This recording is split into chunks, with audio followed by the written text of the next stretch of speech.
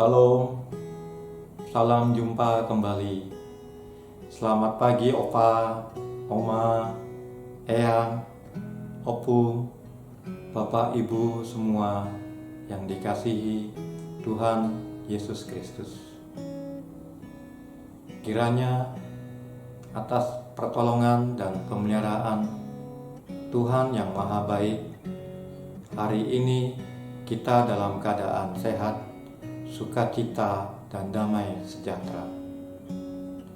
Sungguh kesempatan yang baik sekali buat saya bersama dengan Komisi Usia Lanjut GKI Jati Asih. Saya dapat mengikuti ibadah awal bulan persekutuan Komisi Usia Lanjut secara online pada pagi hari ini, Rabu, tanggal 4 Agustus 2021, dengan mengambil tema tanpa pandang bulu. Bacaan firman Tuhan diambil dari surat Matius pasalnya yang ke-15 ayat 21 sampai 28. Ibadah pagi ini akan dilayani oleh Pendeta Rinta Kurniawati dari GKI Peterongan, Semarang. Mari Opa, Oma, Eyang, Opung, kita mulai ibadah pagi ini. Kita satu dalam doa. Bapa kami yang Maha Baik, kami mengucap syukur atas kasih, pertolongan, dan pemeliharaan-Mu. Sampai hari ini kami dapat memasuki bulan Agustus tahun 2021 bersama dengan Opa, Oma, Eyang, Opung, dan Komisi Usia Lanjut. Dengan sukacita dan penuh rasa syukur, kami akan bersekutu memuji dan memuliakan nama-Mu, juga mendengarkan firman-Mu. Hadirlah Engkau ya Bapa di tengah-tengah ibadah kami ini. Berkati juga hamba-Mu yang telah Kau utus melalui Pendeta Rinta Kurniawati yang akan melayankan firman-Mu. Berkati juga setiap kami masing-masing, Kau berikan hikmat agar kami dapat mengikuti ibadah ini, dan kami juga boleh mendengar dan memahami firman-Mu. Ya Bapa, berkati sarana dan prasarana di tempat kami masing-masing, agar kami dapat mengikuti ibadah ini dengan baik dan lancar. Doa permohonan kami ini kami sampaikan di dalam nama Tuhan Yesus Kristus, Juru Selamat kami. Amin. Opa, Oma, Eyang, Opung, Bapak Ibu yang dikasihi Tuhan, matahari adalah salah satu sumber kehidupan yang sangat penting bagi kita. Matahari menerangi bumi ini. Sinar yang dipancarkannya dapat kita terima tanpa memilih strata atau status sosial kita atau latar belakang dari mana kita berasal. Begitu juga sebuah mercusuar di lautan yang gelap, yang memandu kapal-kapal yang besar maupun kapal yang kecil sekalipun, yang berasal dari segala penjuru, yang akan memandu kemana arah tujuan yang akan dituju. Apalagi Tuhan kita Yesus Kristus yang selalu menerangi dan memandu kita tanpa diskriminasi dan tanpa pandang bulu. Untuk itu, di bulan Agustus ini, terkhusus Gereja GKI turut merayakan anugerah Tuhan kepada bangsa yang kita cintai ini, Indonesia, kemerdekaan dan keberagaman daerah, suku, dan bahasa yang juga mewarnai kehidupan berjemaat di Gereja Kristen Indonesia. Mari kita memulai ibadah ini dengan menyanyikan lagu dari Kidung Pujian KPJ nomor 96 bait 1 dan 2. Tias kita diman selamanya.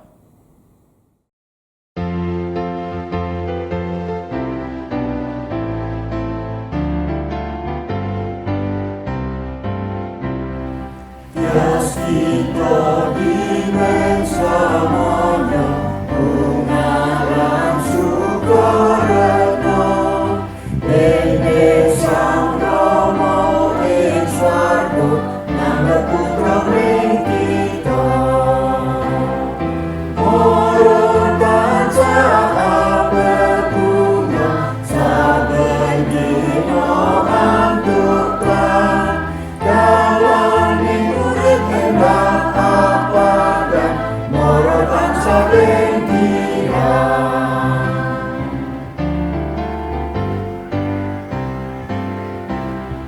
Yang agung kang nyambung kita, amel soe panggoda, sing rahmatnya kang anglipun, paring kuat santosa. Moro tansah berbunga, saben dina antuk terang, dalane urip endah apadan, moro tansah gembira.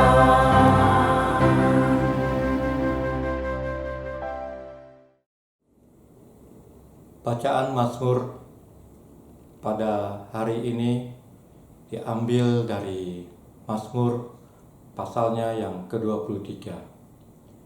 Saya akan bacakan bagi kita semua. Mazmur pasal 23. Tuhan, gembalaku yang baik. Tuhan adalah gembalaku, takkan kekurangan aku. Ia membimbingku aku di padang yang berumput hijau. Ia membimbing aku ke air yang tenang. Ia menyegarkan jiwaku. Ia menuntun aku di jalan yang benar, oleh karena namanya. Sekalipun aku berjalan dalam lembah kekelaman, aku tidak takut bahaya. Sebab Engkau besertaku. Gadamu dan tongkatmu, itulah yang menghibur aku. Engkau menyediakan hidangan bagiku di hadapan lawanku. Engkau mengurapi kepalaku dengan minyak. Pialaku penuh melimpah. Kebajikan dan kemurahan belaka akan mengikuti aku seumur hidupku. Dan aku akan diam dalam rumah Tuhan sepanjang masa. Demikian firman Tuhan. Mari Bapak Ibu yang terkasih dalam Tuhan Yesus Kristus, kita akan mempersiapkan hati dalam mendengarkan firman Tuhan. Mari kita berdoa. Puji syukur ya Bapa, Engkau boleh memberikan yang terbaik dalam kehidupan kami, dan Engkau selalu hadir di dalam peristiwa kehidupan yang kami jalani hari demi hari. Entah itu sehat ataupun sakit, entah berhasil ataupun gagal, kami percaya bahwa Engkau terlibat di dalam semuanya itu. Engkau tetap hadir dan menopang kami, sehingga tidak ada satu hal pun yang perlu membuat kami cemas, dan tidak ada satu hal pun yang pantas untuk kami anggap sebagai hal yang buruk, dan untuknya kami menjadi marah. Kami mau tetap bersukacita di dalam Kristus Yesus, karena Engkau selalu menjadi Allah yang begitu baik bagi kami. Bahkan Engkau memberi kami kesempatan untuk terus bersekutu bersama dengan Tuhan dan juga rekan-rekan kami, dengan cara-cara baru yang Engkau karuniakan, sehingga dalam segala keterbatasan yang ada, kami tetap mampu untuk terhubung satu dengan yang lainnya. Dan kini Bapa, tiba saatnya kami akan mendengarkan firman-Mu. Biarlah roh hikmat Tuhan saja yang berbicara kepada kami dan menolong kami untuk memperhatikan dan memahami firman-Mu. Di dalam nama Tuhan Yesus Kristus kami berdoa. Amin. Bapak Ibu yang terkasih, senang sekali bisa menjumpai Bapak Ibu di Persekutuan Komisi Usia Lanjut GKI Jati Asih. Ya, karena pandemi ini kita jadi bisa bertemu ya, walaupun secara online, tetapi saya yang dari Semarang ini akhirnya bisa menjumpai Bapak Ibu yang nun jauh di sana. Kita akan membahas firman Tuhan bersama-sama saudara dengan tema tanpa pandang bulu. Mari kita akan buka terlebih dahulu firman Tuhan dari Matius pasal 15 ayat 21 sampai 28. Matius pasal 15 ayat 21 sampai 28, demikian bunyi firman Tuhan. Lalu Yesus pergi dari situ dan menyingkir ke daerah Tirus dan Sidon. Maka datanglah seorang perempuan Kanaan dari daerah itu dan berseru, "Kasihanilah aku ya Tuhan, anak Daud, karena anakku perempuan kerasukan setan dan sangat menderita." Tetapi Yesus sama sekali tidak menjawabnya. Lalu murid-muridnya datang dan meminta kepadanya, "Suruhlah ia pergi. Ia mengikuti kita dengan berteriak-teriak."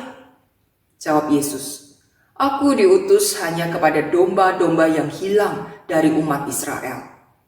Tetapi perempuan itu mendekat dan menyembah Dia sambil berkata, "Tuhan, tolonglah aku."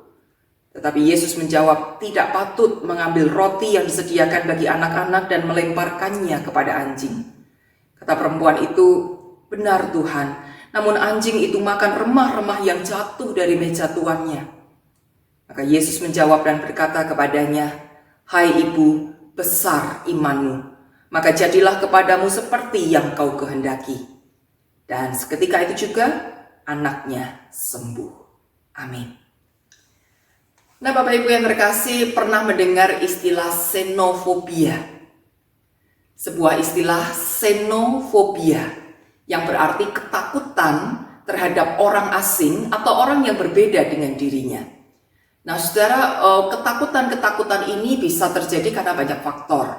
Bisa karena pengalaman traumatik masa lalu, karena pernah berjumpa dengan orang asing atau orang yang berbeda dan perlakuannya ternyata sangat buruk terhadapnya. Atau bisa juga karena indoktrinasi yang terus ditanamkan dari sejak dia muda untuk membenci satu kelompok tertentu atau membenci orang-orang yang berbeda dengan dirinya. Tetapi juga bisa jadi karena ia kurang wawasan atau kurang pergaulan. Jadi taunya ya hanya orang-orang yang sama saja, sehingga sulit untuk menerima keberadaan orang yang berbeda dengan dirinya. Nah, saudara, hal ini bisa terjadi pada siapapun, termasuk kepada orang-orang Israel. Nah, menarik saudara bahwa di tengah kondisi yang seperti ini, kemudian Injil mencatatkan peristiwa ini. Saudara, kita tahu bagaimana orang Israel begitu sangat tidak suka dan benci atau bahkan juga takut terhadap orang-orang yang di luar Israel. Nah, bisa jadi saudara, orang-orang Israel bersikap demikian karena trauma-trauma masa lalu yang bahkan sampai saat itu, saat Yesus hadir di dunia masih dirasakan, yaitu pengalaman menjadi orang-orang buangan atau orang jajahan. Dan cerita ini kan diwariskan turun-temurun. Dulu nenek moyangmu dijajah atau diperbudak di Mesir. Dulu nenek moyangmu dibuang ke Babel. Dan sekarang kita ini berada sebagai orang jajahan bangsa Roma. Terus menerus saudara berganti Israel ini mengalami penjajahan dan pembuangan. Akhirnya mereka jadi tidak suka dengan bangsa asing. Mereka dianggap musuh, orang yang siap untuk mencelakakan atau membuat hidup kami menderita. Dan ditambah juga saudara dengan penanaman nilai yang keliru dari para pemuka agama. Karena menekankan kita ini umat pilihan Tuhan, kita ini bangsa yang saleh, yang murni, maka jangan bergaul dengan orang-orang di luar bangsa kita. Nanti kita jadi ketularan kafir, nanti kita jadi tidak murni lagi. Jadi pertahankan kemurnian kita itu dengan cara mencegah diri bergaul dengan bangsa yang asing. Nah saudara, hal-hal itu yang terus dihidupi oleh bangsa Israel dari dulu dan sampai saat ini pun juga masih banyak yang demikian. Nah oleh karena itu saudara, kita akan memperhatikan apa yang tertulis di dalam firman Tuhan hari ini. Bagaimana kemudian Yesus menyikapi pandangan-pandangan yang hidup, yang beredar di dalam kalangan orang Yahudi atau orang Israel pada saat itu. Nah menariknya saudara, diceritakan perjumpaan Yesus dengan perempuan Kanaan. Nah orang ini berarti punya double minority, minoritas ganda ya. Sudah dia orang Kanaan, bangsa asing, dan dia juga seorang perempuan yang dalam pandangan orang Yahudi perempuan juga warga kelas 2 saudara. Mirip kalau di Indonesia ini mungkin orang Chinese yang beragama Kristen gitu ya. Jadi minoritasnya ganda, dari segi sukunya dia minoritas, segi agamanya juga minoritas. Nah kalau saat itu perempuan ini dari sisi kesukuannya dia minoritas dan sisi gendernya dia minoritas. Jadi ada dua saudara. Nah bagaimana sampai ia bisa berjumpa dengan Yesus? Kita lihat di ayat 21 saudara. Keterangan di situ adalah lalu Yesus pergi dari situ dan menyingkir ke daerah Tirus dan Sidon. Nanti saudara bisa membuka di peta bagian belakang Alkitab gitu ya. Tirus dan Sidon itu ada di bagian utara dari Israel. Jadi sudah di luar negara Israel saudara. Nah artinya Yesus yang memutuskan untuk masuk ke daerah kafir itu, ke daerah bangsa asing, ke daerah orang-orang yang berbeda dengan Israel. Dengan kata lain, Yesus sendiri yang berinisiatif untuk mendatangi daerah asing itu, dan Yesus membuka kesempatan, peluang untuk bertemu dengan orang-orang asing. Karena tidak mungkin kalau Yesus pergi ke Tirus dan Sidon tetapi carinya orang-orang Israel, saudara. Yesus sudah tahu kalau perginya ke daerah situ maka 99% ketemunya ya pasti orang-orang dari bangsa asing, dari penduduk-penduduk Kanaan yang tinggal di Tirus dan Sidon itu. Dengan kata lain, saudara, walaupun Yesus hadir atau lahir dan hadir di negara Israel, bukan berarti pelayanannya hanya untuk orang-orang Israel.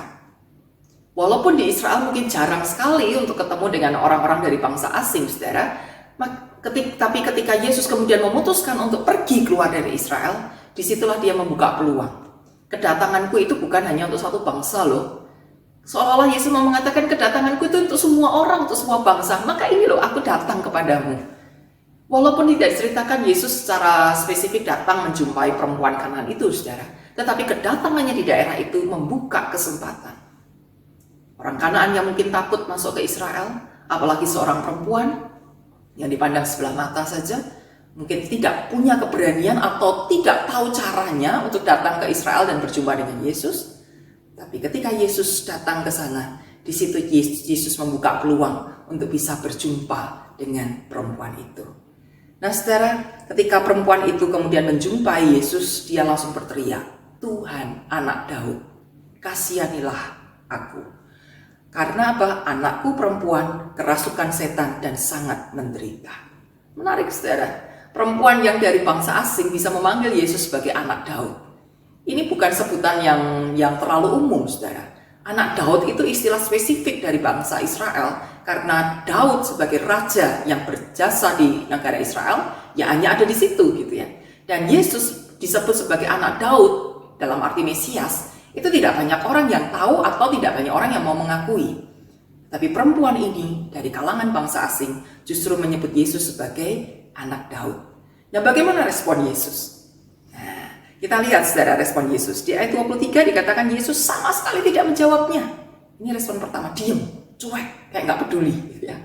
Perempuan ini masih terus memintanya lagi. Lalu Kemudian Yesus memberi jawab, tapi apa jawabnya di ayat 24? Aku diutus hanya kepada domba-domba yang hilang dari umat Israel.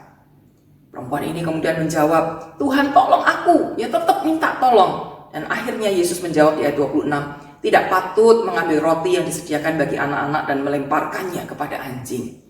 Nah, banyak kontradiktif saudara ya tentang istilah anjing ini. Apakah Yesus kemudian mengumpat? Lalu istilah anjing di budaya Yahudi itu bagaimana? Dan banyak orang mempersoalkan soal anjing ini saudara ya. Tetapi bukan itu yang dipersoalkan sebetulnya. Tadi kita ingat, yang inisiatif untuk menjumpai perempuan ini siapa? Yang inisiatif untuk masuk ke daerah orang asing siapa?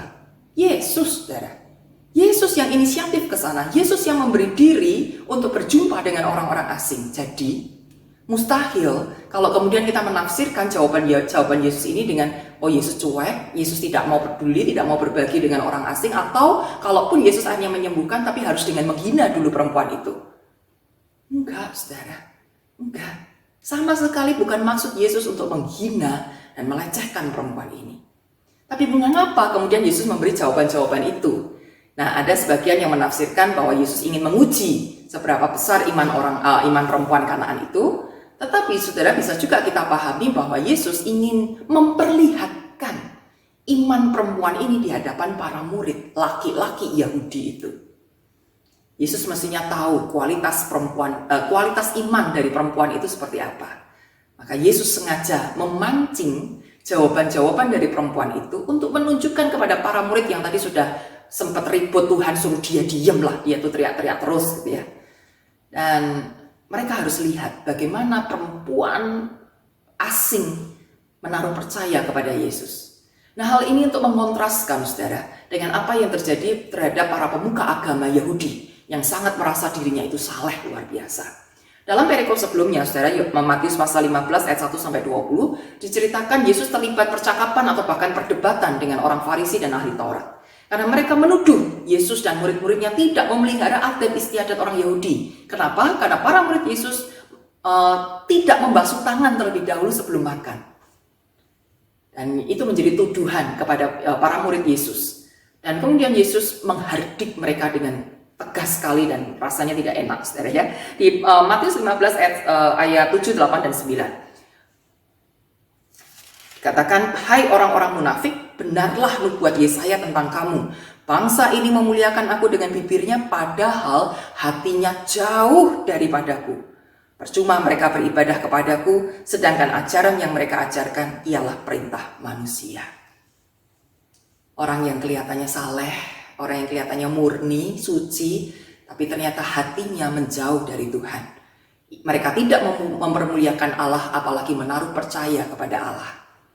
Tapi perempuan asing ini yang dianggap kafir, yang dianggap najis, yang orang aja nggak akan mau bersentuhan dengannya, tetapi justru memiliki iman yang luar biasa.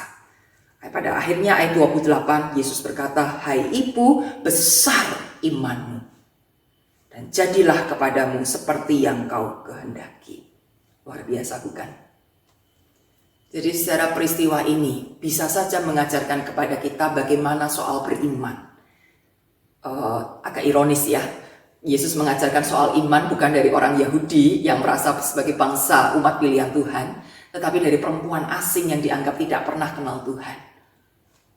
Iman tidak terbatas pada status sosial, iman tidak terbatas pada tanda-tanda lahiriah. Iman bisa lahir dari manapun saudara. Iman lahir dari hati yang tulus untuk mengenal dan menyembah Tuhan, dari hati yang merendah karena dia sadar bahwa tanpa Tuhan dia nggak bisa apa-apa. Iman yang lahir dari sebuah ketulusan untuk meminta dan memohon kepada Tuhan. Bukan karena merasa dirinya hebat, bukan karena merasa statusnya luar biasa, bukan karena merasa miliki segala-galanya sehingga tidak memerlukan Tuhan. Tetapi iman yang tepat adalah ketika ia sungguh-sungguh menaruh harap kepada Tuhan karena tahu hanya Tuhan saja yang bisa diandalkan dan dirinya adalah makhluk yang lemah. Dan yang kedua yang bisa kita pelajari, Yesus mau kita belajar bagaimana kita membuka diri dan memberi kesempatan yang seluas-luasnya kepada sesama kita yang berbeda-beda tanpa pandang bulu, supaya orang-orang ini pun bisa mengenal dan mengalami kasih Yesus. Kita harus membuka peluang itu. Jangan cuma menanti saja. Ya kalau ada yang mau belajar tentang Tuhan ya saya ajarin. Kalau nggak ada ya sudah kan. Kalau ada orang asing, ada orang beragama lain yang mau tahu tentang Yesus ya sini saya ajari, saya ajak ke gereja. Kalau nggak ada ya sudah kan. Atau malah kemudian kita menutup benteng itu tinggi-tinggi saudara. Karena siapa kamu? Kenapa kamu mendekat ke sini? Ada orang asing masuk ke gereja. Ada orang agama lain masuk ke gereja. Kita harus tutup rapat-rapat. Nanti gereja kita ada apa-apa. Berarti kita sudah menutup pintu bagi orang itu karena siapa tahu sebetulnya dia datang ke gereja karena ingin mencari Yesus, ingin coba mengenal Yesus, dan ingin tahu apakah Yesus akan menerima dia. Saudara, dalam bergaul tentu kita harus memilih. Ya, itu pasti ya, kita tidak boleh sembarangan bergaul supaya kita tidak terjebak pada pergaulan yang salah atau yang menyesatkan. Tetapi untuk berbagi kasih Tuhan, kita tidak boleh menerapkan sekat-sekat. Kita harus buka semua sekat itu. Kita harus membuka kesempatan seluas-luasnya kepada siapapun yang ingin mengenal dan mengalami kasih Kristus. Mari saudara, kita diundang untuk memberikan kasih Kristus ini kepada seluas-luasnya mungkin orang-orang yang ada di sekitar kita. Baik yang dekat maupun yang jauh. Masa pandemi memang tidak menyenangkan. Tapi pakailah kesempatan ini untuk sungguh-sungguh menerapkan firman Tuhan. Untuk kita berbagi seluas-luasnya tanpa pandang bulu. Ada banyak cerita-cerita yang baik saudara di masa pandemi ini. Ketika orang-orang kemudian tergerak oleh belas kasihan. Tidak lagi memandang kamu siapa, sama nggak dengan aku. Statusmu apa, sama nggak dengan aku. Tidak lagi memandang itu. Yang penting kamu butuh, aku punya, aku beri. Aku butuh, kamu punya, kamu beri. Jadi ada ketersalingan. Ya, saling mengasihi, saling memperhatikan, saling membantu. Hanya dengan cara itulah, maka pandemi ini bisa diatasi dan bisa dimenangkan. Tapi kalau setiap orang egois, hanya berbagi untuk kelompoknya sendiri, maka pasti akan ada kelompok-kelompok yang hancur. Mari saudara, kita teladani apa yang Yesus sudah lakukan, kita mengerjakan yang terbaik, kita mempermuliakan nama Tuhan dengan berbagi kasih tanpa pandang bulu. Kiranya Tuhan menolong dan memampukan kita semua. Amin. Mari kita berdoa. Terima kasih Tuhan untuk firman-Mu. Kiranya Engkau yang menolong kami untuk mengerjakan semuanya ini dengan dilandasi kasih Kristus. Kasih yang tulus, kasih yang tidak membeda-bedakan, kasih yang mau menerima semua orang, dan kasih yang mau hadir bagi semua orang. Biarlah teladan kasih-Mu yang selalu hidup dalam hati kami, bukan orang-orang egois, bukan orang-orang jahat yang menjadi teladan kami sehingga kami ingin jadi sama seperti mereka, saling bermusuhan dan saling membuat menderita. Tapi kami mau tetap meneladani Engkau, sekalipun ada orang yang berlaku buruk terhadap kami mau tetap mengasihinya. Terima kasih Bapa, hanya di dalam nama Tuhan Yesus Kristus kami berdoa. Amin.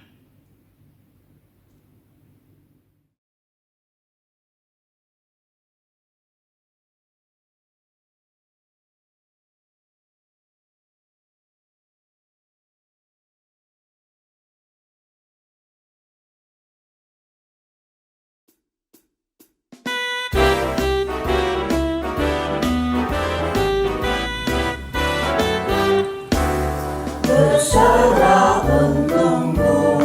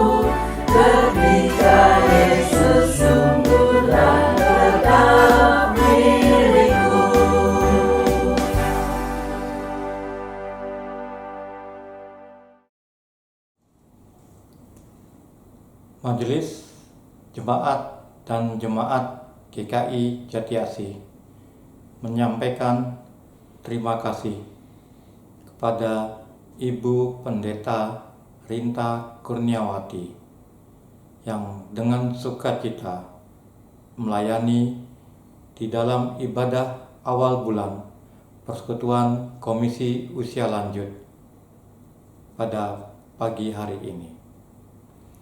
Kami mendoakan Ibu Rinta bersama keluarga tetap sehat dan Tuhan Yesus menyertai dan memberkati setiap tugas dan pelayanan Ibu Rinta di Jemaat GKI Peterongan dan dimanapun juga.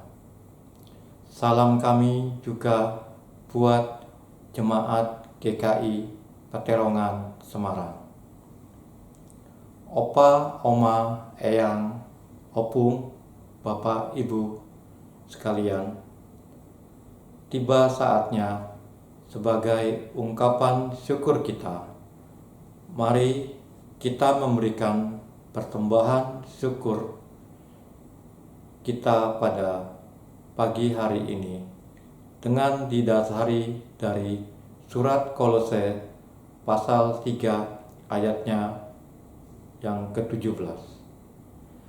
Dan segala sesuatu yang kamu lakukan dengan perkataan atau perbuatan, lakukanlah semuanya itu di dalam nama Tuhan Yesus, sambil mengucap syukur oleh Dia kepada Allah Bapa kita.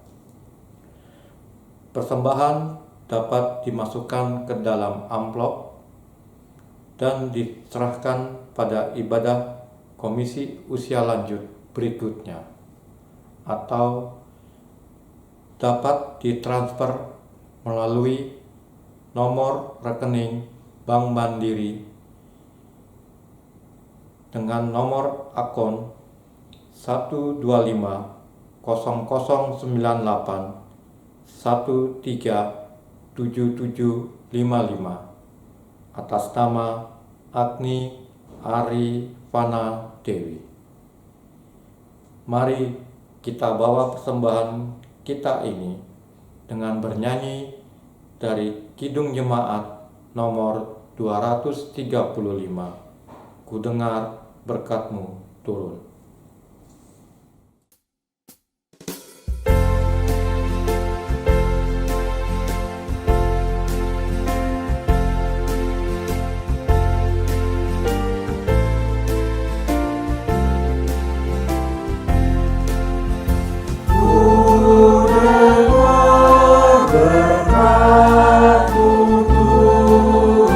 Bagai hujan yang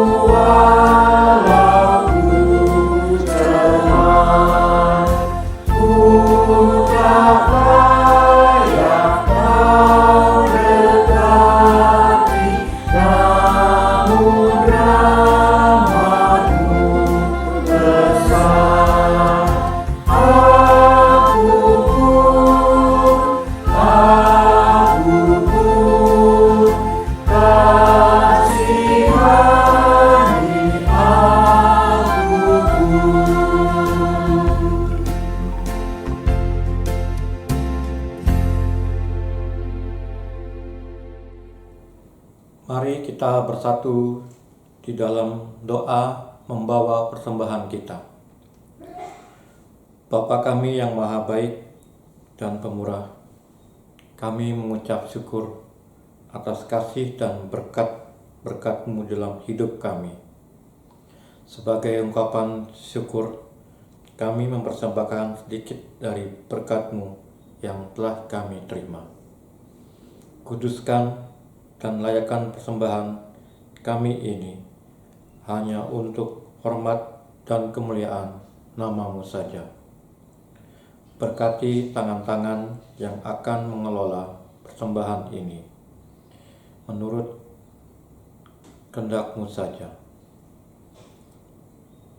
Inilah doa ungkapan syukur kami yang kami alaskan dalam nama Tuhan Yesus Kristus, Juru Selamat kami yang hidup.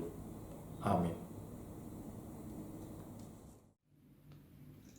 Mari Bapak Ibu, kita akan bersama-sama menyatukan hati untuk menaikkan doa-doa syafaat kita. Mari kita berdoa. Bapa Surgawi, kami datang kepadamu dengan penuh kerendahan hati untuk memohon belas kasih karunia Tuhan atas segala persoalan hidup yang kami jalani. Di tengah masa pandemi yang belum juga selesai, kami masih terus berjuang dengan banyak hal. Kami berjuang dengan kesehatan kami berjuang dengan kehidupan finansial, kami berjuang untuk masa depan anak cucu kami, dan banyak sekali perjuangan-perjuangan yang harus kami jalani. Kuatkan kami untuk menjalani semuanya itu ya Bapa. Jangan biarkan ada satupun anak-anak-Mu yang menyerah kalah. Tapi biarlah kami terus berjuang sampai garis akhir, dan kami boleh mempertahankan iman di tengah kondisi yang sulit seperti apapun juga. Dan kami percaya Engkau berkenan memberikan jalan keluar, jalan yang terbaik dari setiap persoalan yang tengah kami gumuli saat ini. Dan saat ini Bapa, kami juga membawa nama-nama dari saudara-saudara kami yang sakit, terutama karena sakit COVID yang melanda baik dirinya ataupun bahkan keluarganya. Mari Engkau yang topang ya Bapa, dan jamah satu persatu kekasih-kekasih hati kami. Kami berdoa untuk Bapak Bambang Wijanarko dan Ibu Herini Wijanarko. Kami serahkan juga untuk Opa Freddy Paulus, untuk Bapak Repindo Simanjuntak, untuk Ibu Elni Simanjuntak, untuk Ibu Evita Simamora, untuk Ibu Tiurmina Silaban, untuk Opung Hena Toping, dan juga Ibu Saihotni. Dan masih banyak nama lain yang tidak tersebutkan. Namun Engkau tahu ya Bapa, saudara-saudara kami ini juga sedang berjuang dengan sakit COVID ini, baik yang dirawat di rumah maupun di rumah sakit, baik yang gejalanya ringan maupun yang berat. Engkau tenangkan hatinya Bapa. Jangan biarkan kegelisahan memperburuk situasi saudara-saudara kami ini. Tapi biarlah jamahan kasih-Mu yang boleh menenangkan, menenteramkan hatinya, mendatangkan damai dan sukacita, sehingga sakit penyakit ini dapat dihadapi dan dilawan sampai akhirnya kami semua mendapatkan kesembuhan. Berkati setiap tenaga medis yang berjuang untuk merawat saudara-saudara kami ini. Mereka yang tak kenal lelah terus memberikan pendampingan bagi para pasien. Mereka yang tetap harus berhati-hati, yang kadang was-was juga apakah akan tertular atau tidak. Mereka mencemaskan anggota keluarganya. Tapi mereka tetap mau maju ke medan perang untuk menolong dan merawat setiap masyarakat yang datang ke rumah sakit. Oleh karena itu Bapa, bentengi para tenaga medis ini dengan kuat kuasa-Mu, sehingga mereka tidak mudah terpapar, kondisi badan mereka tetap kuat, prima, memiliki imunitas tubuh yang sangat baik, sehingga mereka bisa mengerjakan tugasnya dengan baik dan juga tetap aman bersama dengan keluarga.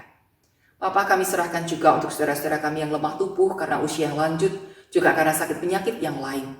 Mari Engkau juga tolong ya Bapa dan memberikan jamahan kasih-Mu, terutama kuatkan hati dan iman saudara-saudara kami ini untuk tetap percaya penuh kepada Engkau dalam segala kondisi.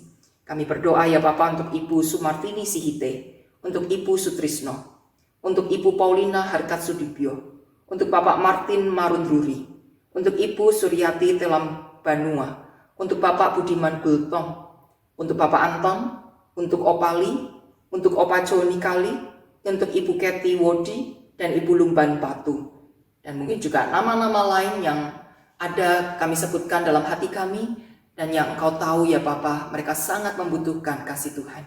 Biarlah Engkau juga menolong, menghangatkan hati mereka dengan kasih-Mu yang teduh, dan menolong orang-orang yang merawatnya, keluarga ataupun setiap orang yang Kau kirimkan untuk memberikan pendampingan bagi opa oma ini.